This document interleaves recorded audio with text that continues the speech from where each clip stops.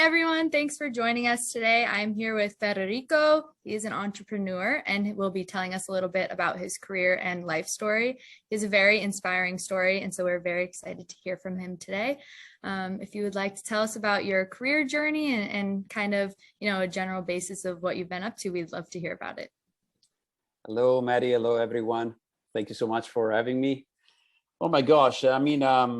My career story, it's I don't want to say question. yeah. So I'm doing lots of different things, and I guess it starts with my personality. I'm a really curious person, and I was born and raised in Italy with a lot of how can I say, stimulus around like music and different things, and I'm still actually bringing all that heritage with me in whatever I do on a daily basis. But so currently what I'm doing is I'm a chief strategy officer with VC Group, is a French corporation, and specifically I'm involved with their technology division.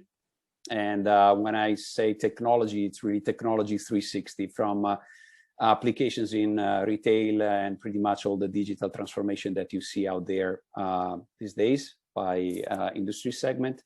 At the same time, I'm also involved and partnered with the Bit Identity, which is a really unique startup involved in music creation and music that then it is then sold and applied to hospitality and brand, mainly brands in retail.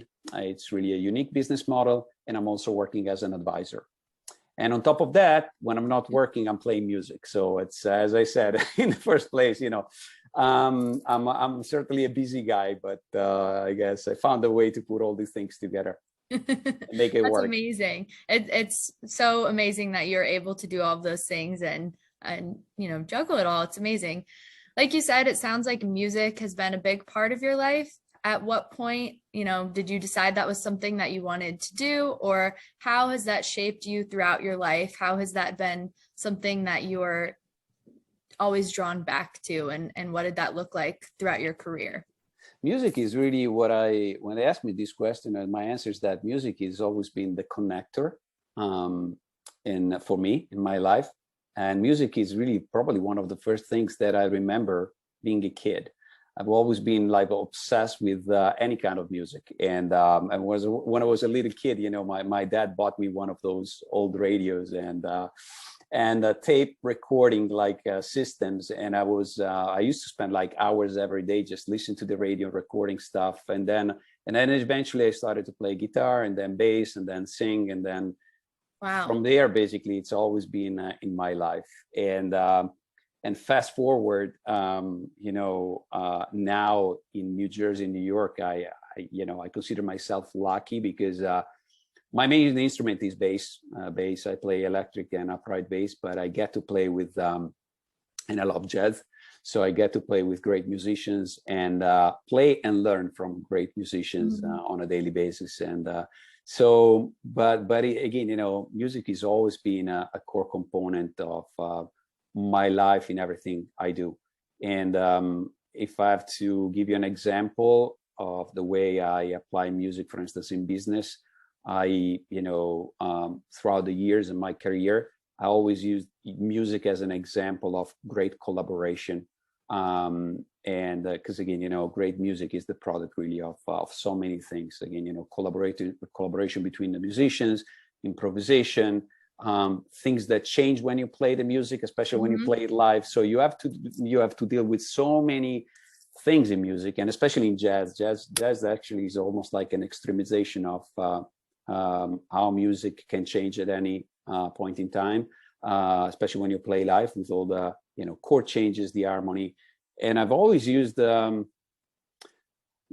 basically what I've learned and what I'm still learning in music, in business on a daily basis, to talk to teams about how to handle change, how to be a leader, how to collaborate, how to be empathetic with other people. And again, there are so many things that we can learn from music. And so Yeah, so that's, as I said, it's not just a passion, it's really a driver for me in everything I do. How many instruments do you play? Well, my main instruments are, as I said, bass and upright bass. I also play guitar, a little bit piano, and believe me or not, I used to sing when I was a kid. So this is how I started. Yeah, I was 8 years old singing like all the rock songs from the 70s and the 80s, and then I started to really become passionate about jazz and acid jazz when I was probably 18, 19 years old. And with that, again, I fell in love with bass and the sound of bass, and that's what I do now. I play bass and I love it. That's amazing. I played the flute for about 2 years. It didn't last very long. So I've always been inspired by people who are able to keep up their musical talents. And I think it's such an amazing talent to have. So you spoke a little bit about beat identity and especially about how jazz and you said that it has such an impact on the way people can feel. And when certain music is played, it really impacts an environment and how someone might go about a situation.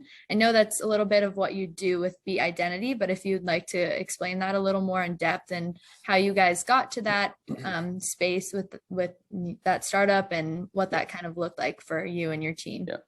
Yeah, thank you, buddy. So Beat Identity, it's really, it's strictly connected to music and to my passion for music. And the way it started is in 2020, I released a book called The Mindful Leader, The Sound of Business.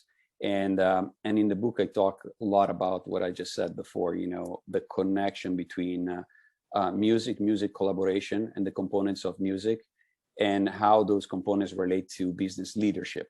And I talk about the concept that for me, true leadership is not the top-down leadership. It's not the decision maker that comes from the top, but it's really he or she, a person that is open to work with other people, horizontally supporting the team. And yes, you have vertical responsibilities, but in reality, to perform all together in the long term and really create a sustainable impact in the long term in business, basically. It is really important to be empathetic, to really be kind, to really connect with people and work with people. So again, I'm talking more about an horizontal kind of leadership. And I related that to music. As I said before, music is the same thing. It's like, you wanna play with other people and play and create good music. You have to put all these components together. If there is ego in between, if there is lack of communication, lack of empathy, you will never be able to produce good music. So starting with that, in the book, I'm talking about a lot about sustainability, how to make a long-term sustainable business, basically I'm giving all these examples of mindfulness and the mindful use of music. Anyway, yeah. So during that time, I connected with a friend of mine, Stefano Fontana. Stefano is probably one of the few Italian music producers in electronic music that, he started in the 80s, so a long time ago. It's been one of the few that was able to have a success and a successful career outside of Italy as a music producer. And I talked to him because, we all remember what happened in 2020, the pandemic. And we have lots of musicians friends actually that they went from like being on tour, even famous guys, to being home and not having a job, not having a revenue. And in some cases, again, they didn't even have the chance and the opportunity to give lessons. I mean, yeah, they were able to, give a few lessons online. But again, the pandemic was we knew that, we saw it, the expectation was this pandemic is gonna last long. So how are all these guys going to survive? Anyway. So what we discussed is going back to the concept of sustainability is, and I told you before, I'm working in retail and with top retailers in digital transformation. So I said, listen, digital transformation means that we're creating these great digital infrastructures and then that brands basically use to communicate what?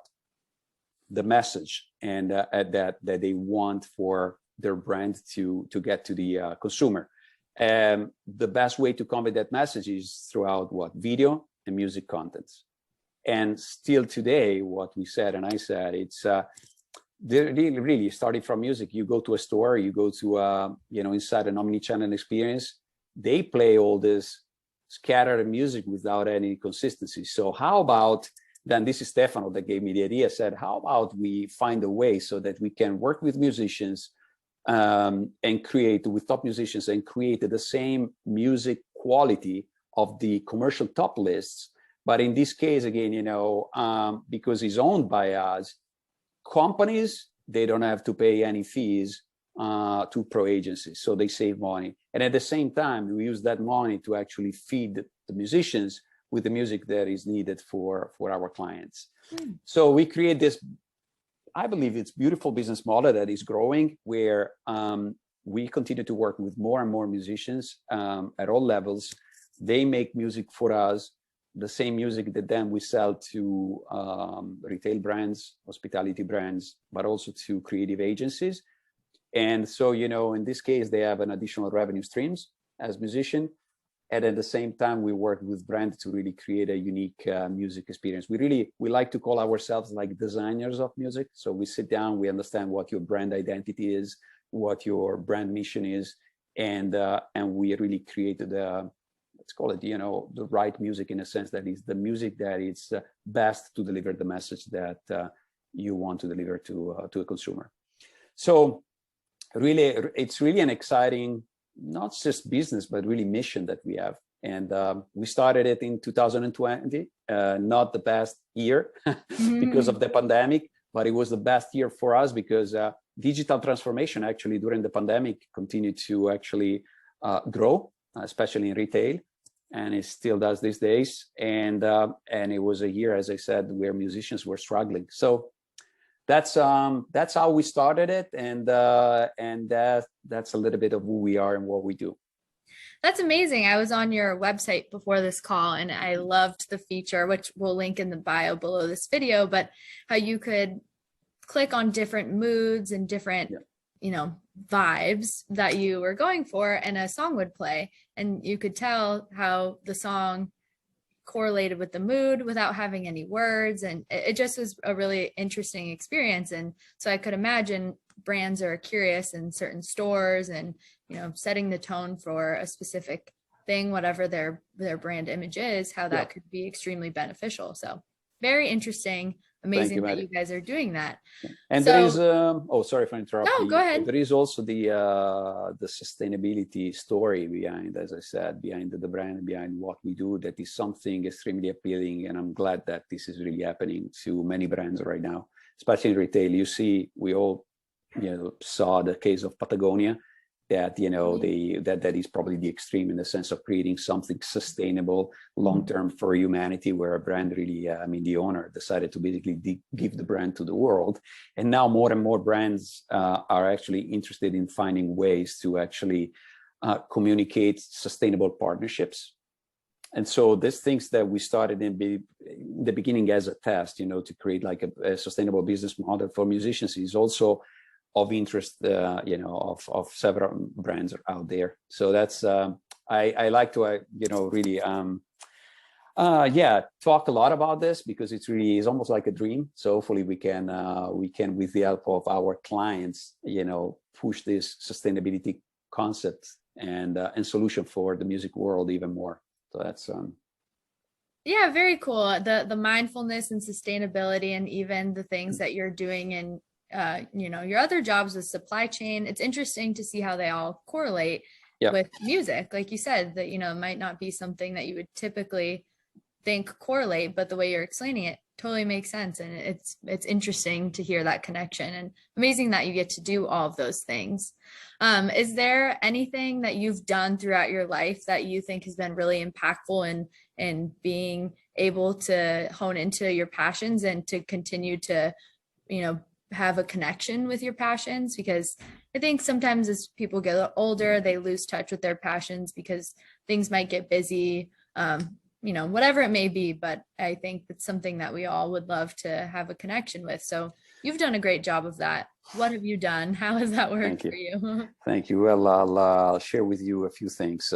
The thing that helped me, and I think not just growing my career path and as an opportunity generator, but it's the fact that when I was 19, I decided to leave home in Italy and started to travel the world. So I did my studies in different countries. So I traveled, like, I was a year in Belgium, in Brussels, and then I spent 2 years in Israel. And then from there, again, I traveled a lot for work, for my studies, and I didn't really have a lot when I started. So I'm not coming from a super rich family. You say, okay, so it's Federico was given a lot of opportunities, but and I'm sharing this because, you know, several students, you know, out there, but also young kids, they're often struggling because they don't know what to do. And my first suggestion is that if there's something that you like, that you want to try, that you want to experiment, and starting from actually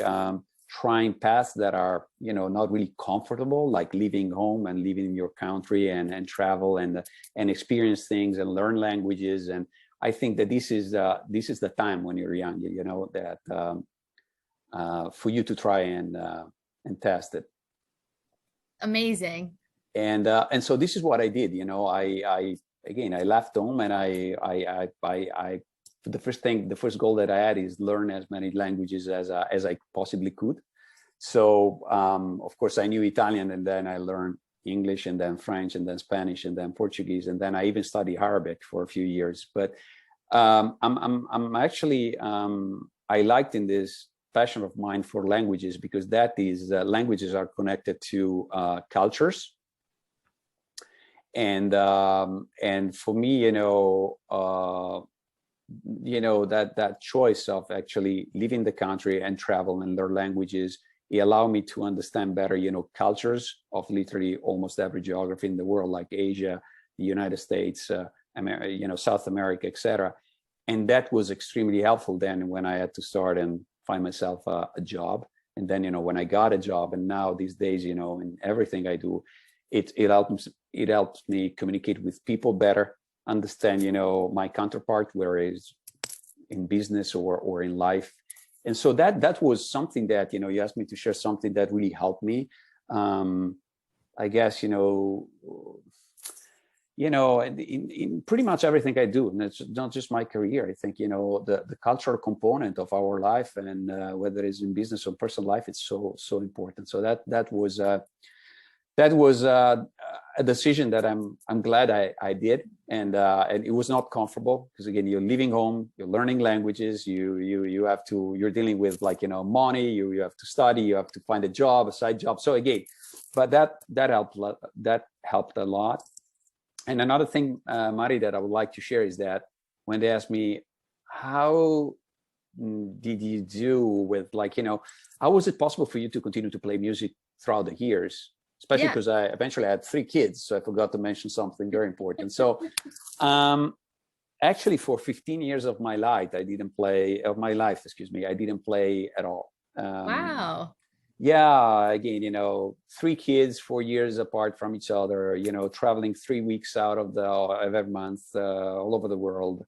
And so yeah, I was playing a little bit, but by myself, just as a hobby here and there. But then again, you know, about 10 years ago, I decided to, you know, go back to it, because I said, you know, I can't, you know, what I thought is, I don't want to end my life without having, like, you know, fulfill my dream of becoming a better jazz musician. So that was my goal. So every night now, you know, when I have time, I spend 2-3 hours. Of course, it's a sacrifice. Of course, the kids now two are in college, and one is 16 years old, so I have more time. Mm-hmm. But you know, I've been putting a lot of time and efforts into it. So amazing that you were able to come back to that, and something that you've always felt a connection for. But, you know, like you said, sometimes life gets crazy, but you can always come back to it. You know, yeah, and that's an important message that I always like to share, especially with the young generation, because sometimes, again, they say, oh, maybe, you know what, if I don't do it now, then it's too late. And it's never too late, I guess. That's the thing. And which was it's a bit emotional thing for me to share, but it's when my dad passed away. He was really young, in 2013. And this is when, it was almost 10 years ago, I said, Federico, you know what, there is something that you want to do. do it and don't wait, because then it's going to be too late. Because this is what he said, I did over the years, keep postponing things that I wanted to do. Yeah. And I kept that big bucket list, growing. And so this is how I restarted music. I said, you know what, I'll find a way.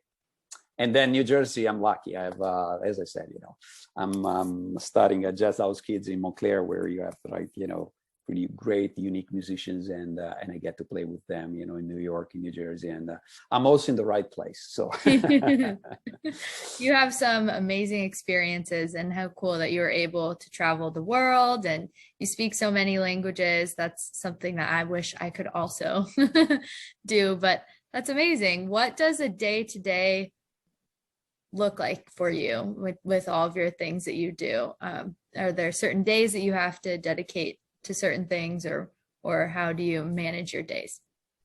Yeah, I always start my day with, it's been over 30 years with meditation. I started meditating when I was 19, and I'm sharing this because that's nothing to do with religion really, but it's the fact that that is what helps me understand how to distribute my energy during the day. And like you said, actually, the answer to your question is there are days where, I'm fully involved with my corporate job, and it's really like 12 hours and I have to just do that. There are other days where, I can distribute my energy and my activities where, in the morning I'm working more for corporate, because corporate office is based in Paris. So, there is the time difference. Wow. And then in the afternoon, I can do other things with video identity and horror music. And so, yeah, it's really, I think I've developed the ability over time to really focus and understand how to, not to panic, but really understand what my agenda it looks like. Of course, things change. Change is a constant component of our life. But I guess, even with that, even with change and unexpected things that come to you on a daily basis, I find a way to navigate through that and manage, everything in the best possible way. But again, meditation, and it's been for me, it's been a very important tool. Amazing. That's a great tip for everyone. How has your time in school or university affected your career path? Have you kept in touch with your major, or are you working in something that's in your major? Or how has that transition been? Or... Yeah. You mean at that time or today? My connection with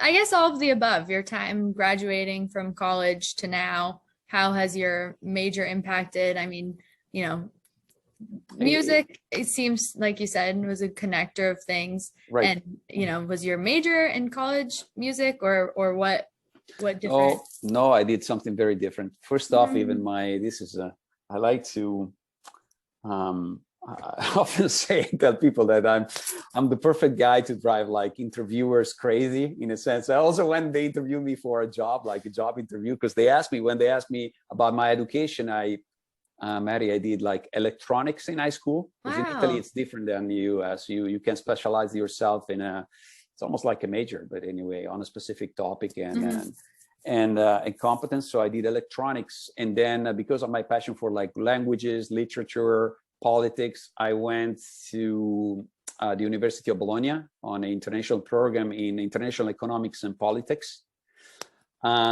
which actually helped me do what I just said before, learn languages and expand my knowledge of languages and cultures, and again, travel the world and study in different countries. So my major really helped a lot during the university, and especially after that, because what I learned from my studies, it's basically an approach that is diversified, really, 360, from, again, the way you communicate, the way you learn, the way you actually understand different technical aspect of the business or of a product or of music, whatever. So that my major was really important. And I think it's because, again, I found that specific way of teaching and that, specific department of the university where I went to, they taught us to keep an open mind and really, and not just focus on one thing, but really, keep yourself diversified. So I know it seems like I'm repeating the same thing, but it's really, No, yeah, it's a it good is, message. It's a great you know, message. and which is something that I like to share with my kids as well as with students when they ask me is regardless of what your current studies are, if you are at university to, I don't know, become a doctor, an engineer, and your focus is that extremely technical, but my advice is don't close yourself, or corner yourself in just whatever you were studying in that moment. Try to also expand, as I said, learning languages, learning music, meditate, doing sports, I don't know. Anyway, try to find a way to expand the way you go about education and the way you educate yourself also outside of college, because that's what's gonna help you in the future. And one of the things that is helping me today, I think, in my career also as an advisor, and what people appreciate the most, they kind of like give for or take for granted my technical expertises in finance or like operation and technology. But what is kind of unique, to go back to always the same point, it's the understanding of cultures, languages, communication. It's probably the most important aspect that actually allows me to still, again, work out there and be competitive in this world. Because it's really a key component. As I said, always said, also when I'm interviewing people, and I'm also hiring people, and guys, if you got to this point and you got to me, I and you already went through different levels of interview with the people from my team, I think, I don't even want to talk about the technical aspects of your education and or your job. What I would like to spend like those 5-10 minutes is to understand, your personality, the way you understand cultures, and the way you communicate with people, the way you collaborate with teams, because that's really what's going to make the difference. You can be the best engineer out there, but if you don't know how to communicate and how to connect with people, the chance that you're able to perform as a team or in a team, they're almost down to zero. I couldn't agree more. And I think especially with COVID, obviously we all experienced a disconnect with people, and that was a hard time for all of us. But did you see that with your jobs in COVID, this connection that you look for in people? Did you notice a disconnect with people? I mean, I know you have so many things going on, but how has that impacted each of your jobs and going forward? How will that change things, and this connection and sustainability, and then the awareness that you have to have, that you take pride in? I think that the pandemic for me was almost like a testing phase. I hate to call it that way, but I was able to test what I actually wrote in the book. And in terms of leadership, I think that the pandemic was kind of like it confirmed that to be able to manage a business with people that are not within or in a physical space on a daily basis, there was that old perception, Maddie, that a leader, to be able to perform with their teams and the teams to perform with the leader, etc., you have to be always in a physical space. And so and that is tied to the concept of control, which in my book I said there is nothing like the concept of control actually is something that is in our mind, the projection of our mind, but in reality almost everything that happens in our life, whether you are in a physical space or outside, it's absolutely it doesn't really allow you the opportunity to control. How can control things that are in constant change? So anyway, I don't want to sound too philosophical, but this is really what it is. So the pandemic actually allowed us to understand that we can continue to collaborate and work with people in a, what we all call it now, flexible or hybrid working environment. For you to be able to do that, and I go back to the concept that I was expressing in the book, is that you need to be not a passive leader, but really an active leader. And leader, again, I'm not just talking about the CEO of the company. I'm talking about you with your team, or like a manager with his team or her team, or like, anyway, I'm talking about positions of management, or main point of not control, but yeah, anyway, management really. And so to be able really to manage, your team and the performance in this environment, you have to proactively reach out to people. You have to be more patient, and you have to be more dynamic in your communication. You have to be more empathetic, because people are not in that physical space on a daily basis. They are also dealing with problems at home. You remember during the pandemic, you have kids running around, you have mothers going crazy, and you have dads, whatever.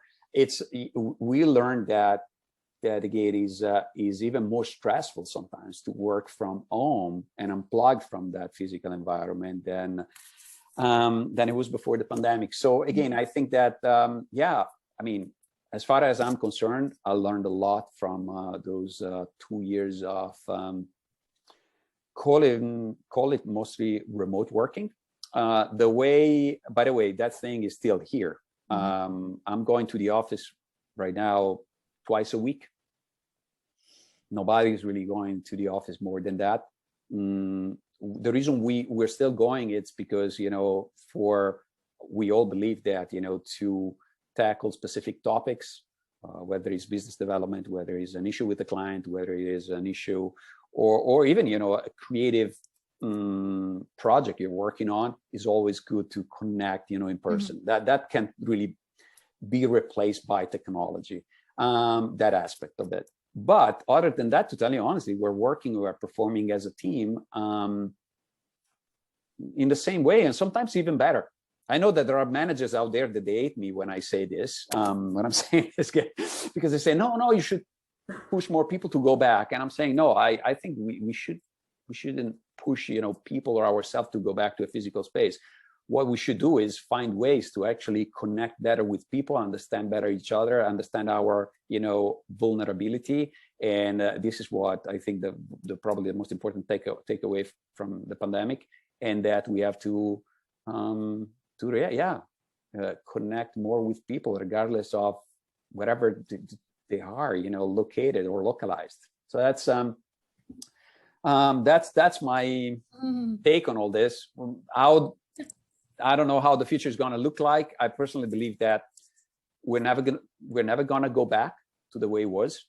When things in life change, even if you go back to what you believe it was before the change, is never like that. It's not really 100% like it used to be. So I think we're gonna continue to evolve and figure out ways to work in a new world. Yeah, no, that's great. I was hoping that question would lead to your book, which it did. I'm so happy you mentioned that. It's amazing. And I think a lot of us, especially as students, feel the same way that you do. And just going forward, learning to deal with that and just be mindful of, what we need as people, what we went through, and kind of what we want to look for in a career and going forward. But about your book, how did you know when you wanted to write a book, or how did that come about? What did that look like for you and the writing process and all of that? First off, this is the book, so I'm not amazing. I'm not a good advertiser, but since I spent 2 years writing it, and I was unlucky because I launched it during the pandemic, so the perfect timing, in a sense. Lots of reading time. Yeah, lots of reading time. But anyway, the book started in the idea came out when it was 2017. 2016, actually, I decided to leave my previous job, which was pretty good and solid. But I decided that, I needed to start something new and fresh.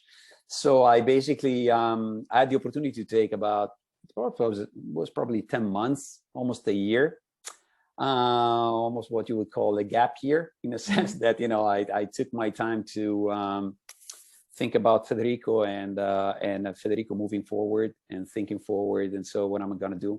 And then, so a few friends in business and a few friends at the Buddhist Center, they said, you know what, Federico, you always talk about, leadership and music and meditation and mindfulness and your particular leadership side. Why don't you put it on a book? And I said, no, I don't have time to do that. So anyway, those guys tricked me, because they said, okay, so you know what, especially two guys, actually, they said,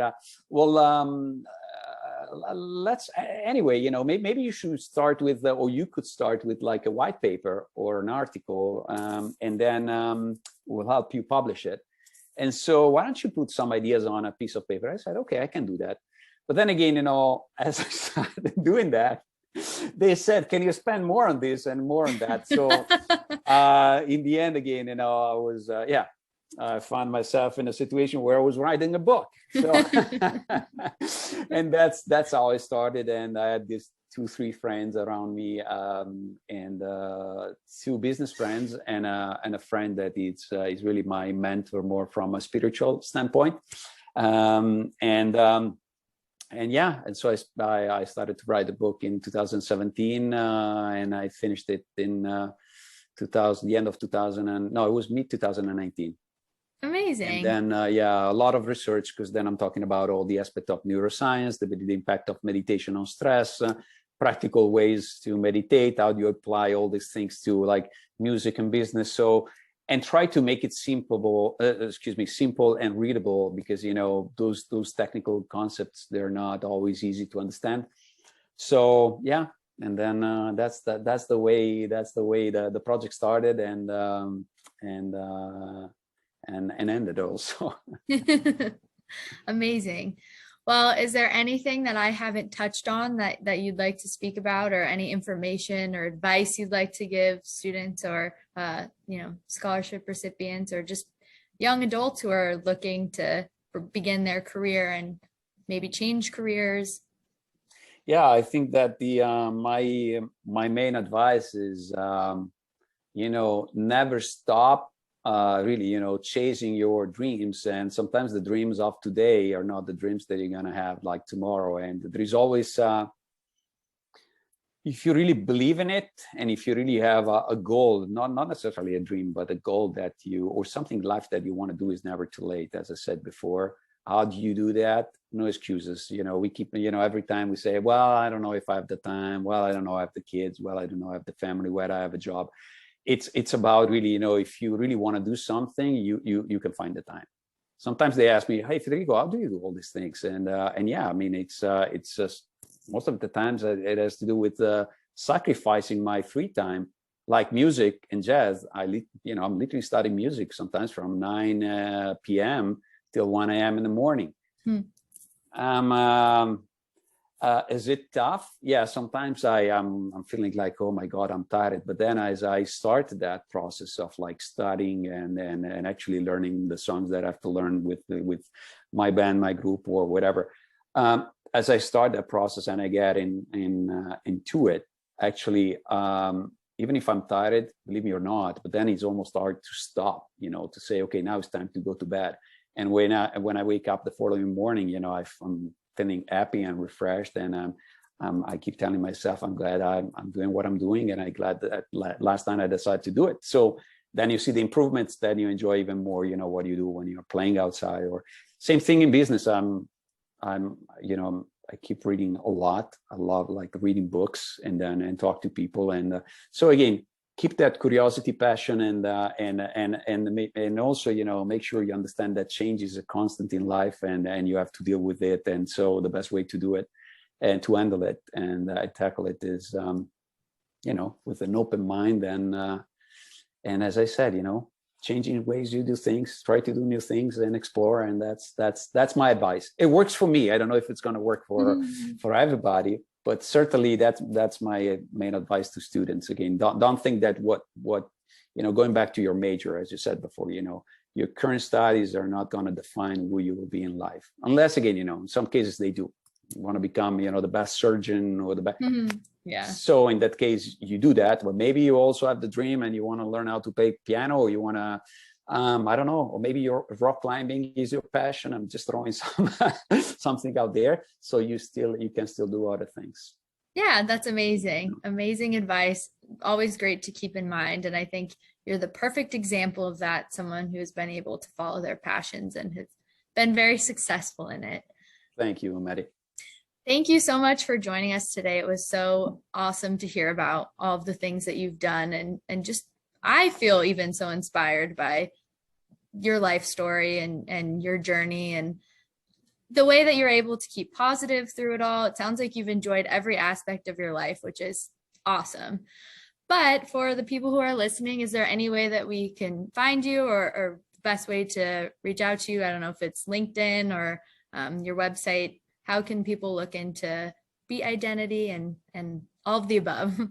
Yeah, thank you so much, Maddie. Well, first off, thanks again for having me. I really enjoyed our conversation. It was inspiring also for me, especially every time, it gives me the opportunity to share not only my experience, but to really, interact and hopefully being of help to other people. So that's what's really important. And so thank you so much.